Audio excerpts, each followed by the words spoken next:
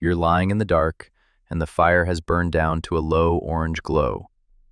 It is past midnight, somewhere around 40,000 years ago, and you cannot see your own hand in front of your face. The rest of the group sleeps around you, breathing slow and even. Out beyond the last reach of the light, something moves. You don't hear it so much as feel it, a shift in the air, a patch of silence where the insects had been singing a moment before. Your heart is pounding before your mind has decided anything at all. This is the oldest feeling a human being can have, and tonight you are going to learn what put it there. We like to picture our ancestors as fearless, people wrapped in animal skins who hunted mammoths and slept like stones. The reality runs the other way. Ancient humans lived with fear almost constantly, and that fear was the smartest thing they carried. It worked as a map of every way the world could end them, drawn across thousands of generations and carried in the body. So what sat at the center of that map? What did these people fear the most? The answer is stranger than any list of monsters, and most of it is still running quietly inside you as you watch this. The ecologists have a name for the way fear shapes a life. They call it the landscape of fear. A deer in a valley does not only react to a wolf when the wolf appears. It avoids the open meadow, drinks at the river only in daylight, and keeps close to the trees, all because of a predator that might not even be there. The fear quietly redraws the map of where it is safe to stand. Ancient humans lived inside a landscape of fear of their own, where they slept, when they traveled, which valley they crossed, and which they walked around. All of it was bent by the memory of what had killed people before. The fear was not a feeling they had once in a while. It set the shape of the world they moved through every hour of every day. Begin with the dark, since the dark is where the fear starts for almost all of us. Picture yourself crouched at the mouth of a cave as the sun drops behind the hills.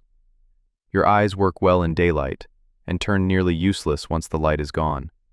You belong to a daytime animal. Your color vision and your sharp focus were built for the sun, and the moment night falls, you go half blind while the world fills with things that see you perfectly. That imbalance was the whole problem. The dark could not hurt you on its own. It simply hid the things that could, and it hid them right up until the moment they were on top of you. For most of our history, the thing in the dark had spots and yellow eyes. We tend to imagine early humans at the top of the food chain. For a very long time, we sat much lower, closer to prey than to predator. The clearest proof of this rests in a South African cave called Swartkrans, where the paleontologist C.K. Brain spent years sorting through fossil bone. In 1981, he published what he found in a book whose title says everything: The Hunters or the Hunted. Among the remains was the skull of an early hominin child with 2 clean puncture holes in the back of it. Brain lined those holes up against the lower canine teeth of a leopard, and they fit precisely. A leopard had killed that child and most likely dragged it up into a tree, the way leopards still store their kills today, and the bones had dropped into the cave below. Big cats were only part of it. There is a famous fossil called the Taung Child, an early human relative discovered in South Africa in 1924. For decades, nobody could say how the child died. Then a closer look at the damage around the eye sockets, examined by researchers including Lee Berger, matched the marks that large eagles leave when they tear into a skull for the soft tissue. A bird of prey had taken that child out of the world. Sit with that picture for a second. There was a long stretch of our past when you could be snatched from below by a leopard or from above by an eagle, and your only warning was a sound in the dark that you registered half a second too late. The unease you might still feel in a black room, the urge to put your back to a wall and your face toward the shadows, was paid for in skulls exactly like these. The leopard was only the most familiar face of the danger. The same nights held cave hyenas that hunted in packs and could crush a thigh bone for the marrow inside, lions larger than any alive today, and a predator that some scientists believe specialized in animals like us. C.K. Brain, the same researcher who matched the leopard teeth to the child's skull, pointed to a vanished cat called Dinophilis, a heavy, powerful hunter built for ambush rather than for speed. Its body looked suited to taking primates that slept in trees and rocky shelters, which is exactly where our ancestors slept. Nobody can prove that a single creature made its living off early humans, and the argument is still open. What we can say is that predators owned the night for an enormous stretch of time, and the people who treated every shadow as a possible attacker are the ones who passed their nerves down to you. The ancient mind that relaxed too easily in the dark did not get to become anyone's ancestor. This is why fire mattered so far beyond warmth and cooking. A fire pushed the edge of the dark backward and turned the night from a wall of blindness into a small circle you could defend. Around that circle, ancient people did something we still do without thinking. They took turns. Light sleepers, the old, anyone whose body would not settle, kept a loose watch while the others rested. The fear of the dark and the comfort of the flame are two halves of the same ancient habit, and you can feel the pull of it any time you stare into a campfire and your shoulders slowly drop. Your body understands that on this side of the fire, for tonight, you are probably safe. The flame that protected them could also turn on them, and they knew it. The same fire that held the leopard back at night could escape and take everything in a single afternoon. A dry season and one careless spark, or a strike of lightning in tall grass, and a sheet of fire could move across the land faster than a person could run. Ancient humans watched whole hillsides burn, so they learned to read the wind and the smoke. They learned to set their own small, controlled fires to clear the ground and starve a larger fire of its fuel. Their respect for the flame ran in both directions at once. It kept the predators out of the dark, and it could erase the camp by morning if they grew careless with it. Living close to something that useful and that dangerous was one of the first hard balances our species ever had to learn. Consider the animal that probably made you flinch on a trail last summer, the snake. The fear of snakes appears so early in children and so widely across cultures that scientists stopped treating it as something we learn and started treating it as something we are born ready for. The anthropologist Lynn Isbell built a whole theory around this.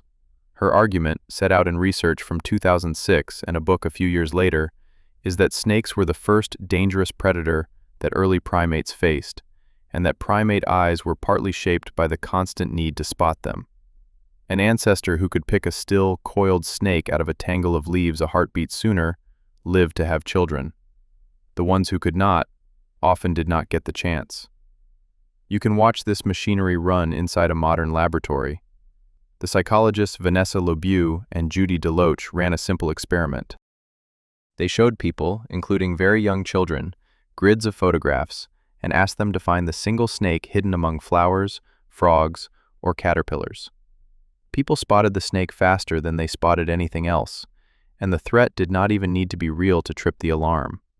A coiled garden hose, a curved stick across a path, a crack in the floor with the wrong shape to it, and your body reacts before you have consciously seen a thing. That flinch is older than your language and older than your species. Somewhere back along your line, a person survived a bad afternoon because their nerves fired first and asked questions later, and you inherited the wiring intact. Two more old fears still live in your body, and you can test them without leaving your house. Stand at the edge of a high ledge and feel your stomach pull tight. Step into water that rises past your chest and feel your breath go shallow. A fall and deep water both killed early humans often enough to leave a mark on the whole species. Our ancestors spent millions of years partly in the trees, and a single bad grip meant a drop that could break a body past any repair they knew how to make. Infants show a wariness of a sharp edge almost as soon as they can crawl, which tells us the caution arrived long before any lesson could teach it. Deep water was worse because most people could not swim, and a river in flood pulled down strong adults as easily as children. Crossing water was one of the most dangerous things a group could attempt, and the fear of it kept many of them on the safe bank long enough to find a better place to cross. The loudest fears did the least damage. Leopards and snakes are vivid, and they make for unforgettable nightmares, yet they were never the steadiest threat to an ancient life. For that, a person only had to look across the valley at another group of people. We are a deeply social species, and we are also the most dangerous animal our species has ever met. The evidence for how old this danger is keeps reaching further back. At a place called Nataruk, beside what was once a green lagoon in northern Kenya, a team led by Marta Mirazon Lar uncovered the remains of at least 27 people who died around 10,000 years ago. These were hunter-gatherers, with no cities and no armies. The bones told a violent story anyway. There were crushed skulls, a man with a sharp stone projectile still lodged in his head, and a heavily pregnant woman whose hands appear to have been bound. Lars' team published the find in 2016 as some of the earliest clear evidence of a massacre between groups of foraging humans. Other scientists have argued over the details, which is exactly how the field is supposed to work, and the larger point has held. The most efficient hunter of humans has nearly always been other humans. Think about what that did to the ancient mind. A leopard you might escape by climbing a tree or raising a torch. Another group of people could plan. They could wait for the lean season, study your movements, and choose the night your group was weakest. The stranger on the ridge also carried more than a spear. A group you had never met could bring a sickness your people had never faced, so an unfamiliar face was a question with life and death folded inside it. Early humans grew extraordinarily alert to the line between us and them, between the faces they had known since birth and the figure watching from a distance. That alertness kept whole bands alive through generations, and it is also the uncomfortable root of much of what still goes wrong with us. The warmth you feel toward your own people and the flicker of suspicion toward outsiders did not appear from nothing.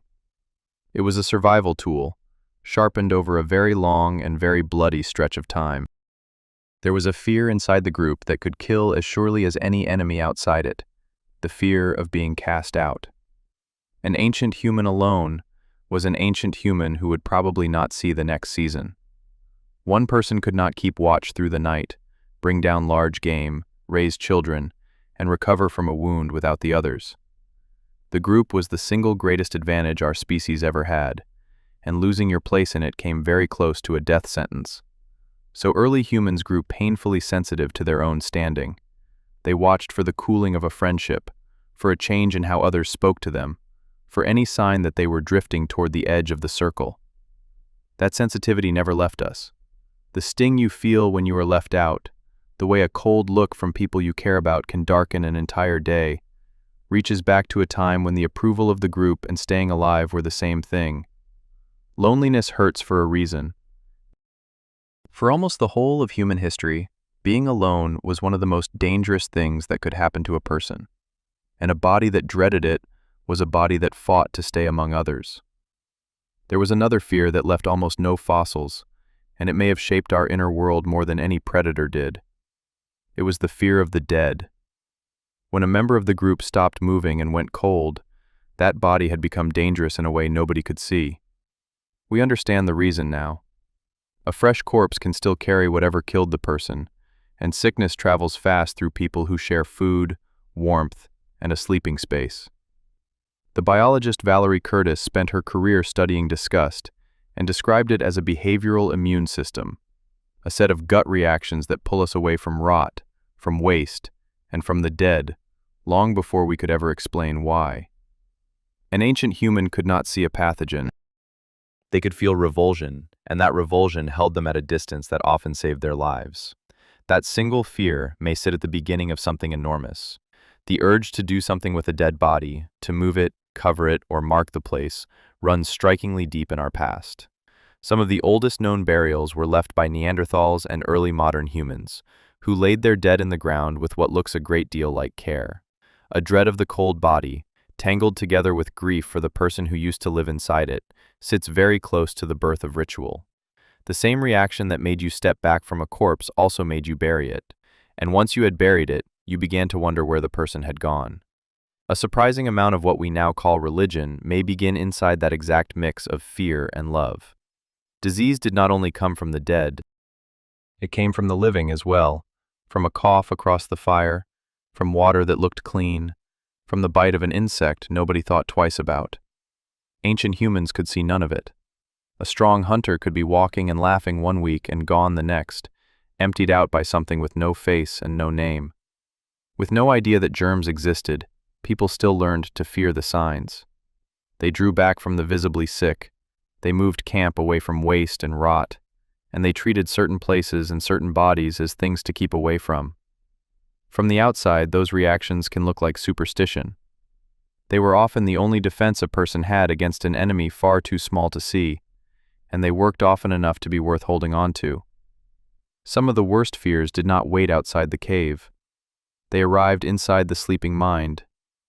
Nightmares are not a modern invention. The same brain that scanned the dark for predators kept working while the body slept, and now and then it produced terrors of its own. There is one experience that almost every culture on Earth has a story for. You wake in the night unable to move, your eyes open, your chest heavy, completely certain that something is in the room with you. We now call this sleep paralysis, a state where the mind wakes before the body's nighttime stillness has worn off. For an ancient person, there was no such explanation. There was only the crushing weight, the presence at the edge of the dark, and the helplessness of a body that would not obey. Many researchers think this single experience, repeated across thousands of years and countless sleeping humans, helped shape the oldest stories of demons and night spirits that sit on a sleeper's chest. The most frightening monsters our ancestors met were sometimes the ones that only ever existed inside their own sleeping minds, and those monsters kept a person tense and watchful through the dark just as well as a real one. Strip away the predators, the enemies, and the dead, and you reach the fear that actually ended the most ancient lives. It made no sound and wore no face. It was hunger. The dramatic dangers take all the attention, while the constant problem of food hung over every single day. One failed season, a herd that did not arrive, a stretch of rain that rotted the stored meat, and a whole group could starve before the next spring arrived. Ancient humans lived close to that edge for most of their lives. Their bodies even adapted to it, holding on to fat so stubbornly that it only frustrates us now, in a world of full shelves and late-night delivery. The monster at the edge of the firelight frightened them far less than the slow possibility that there would simply not be enough, and that the smallest children would be the first to fade. Picture the end of a hard winter.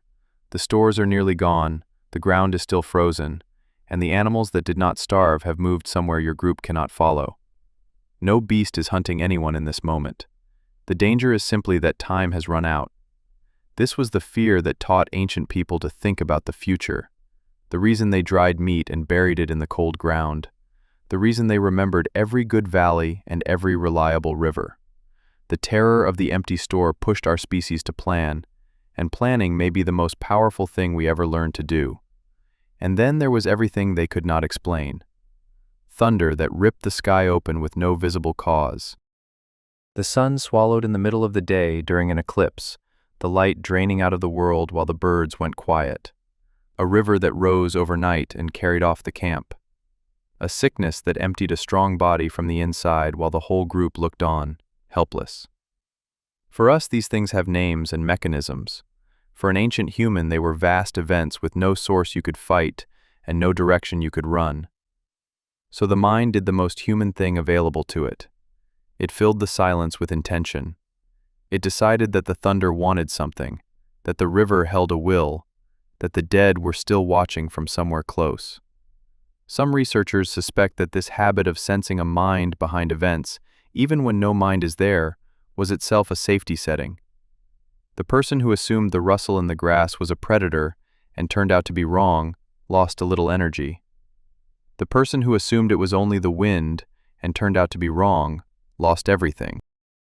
Over enough time, the species that jumps at shadows is the species that survives, and you are descended entirely from the ones who jumped. So what were ancient humans most afraid of? It was never any single creature. The honest answer is that they were most afraid of the things that genuinely killed them, and evolution made certain of the match.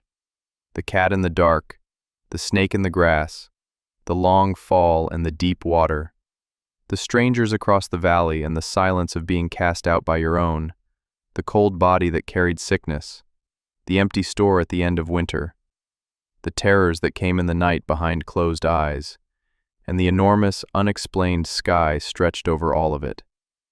Their fear was accurate. It was a working map of a genuinely lethal world, and the people who carried the sharpest version of that map are the ones who lived long enough to become your ancestors, which is why none of it has truly left you. The next time your heart slams in a dark room and you cannot. Say why. The next time you jump at a rope lying on the ground. The next time a stranger's stare on an empty street lifts the hair on your arms. Understand that nothing about you is broken. You are running very old software, written tens of thousands of years ago by people who needed every line of it to live through the night. The world that wrote those fears has mostly vanished. The fears stayed behind because losing them was always more dangerous than keeping them. So go back to that cave, past midnight, the fire fallen to embers, your hand invisible in front of your face, and something moving just beyond the light.